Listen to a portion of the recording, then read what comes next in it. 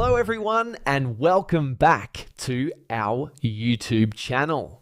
In this video, I'm going to show you how to fix FitOn app not working. First, we'll start with something very simple yet powerful. So over the time, apps store temporary files to load faster, but sometimes those files get corrupted and the app starts acting weird. To resolve this issue, we will first head over to our device settings. From here, scroll down and tap on General. Once you're in the General Settings tab, look for iPhone Storage option and tap on it. Over here, you can either search for the app or you can scroll down and look for it. Then tap on the app.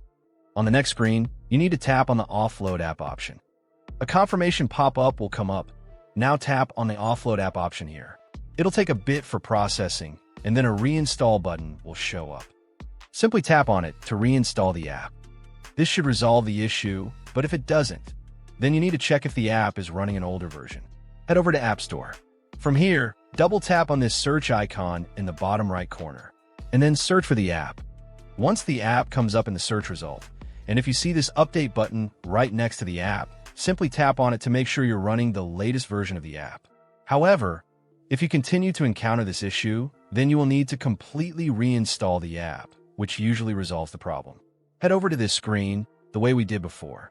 And over here, tap on the Delete App option here to uninstall the app from your device. A confirmation pop-up will come up. Now tap on the Delete option here. Once uninstalled, open up App Store and search for the app in the search bar. After the app comes up in the search result, simply click on this cloud icon to install it back onto your device. Hopefully, this resolves the issue. If it does, consider sending a super thanks to support our channel. And also don't forget to hit the subscribe button. We'll see you in the next video.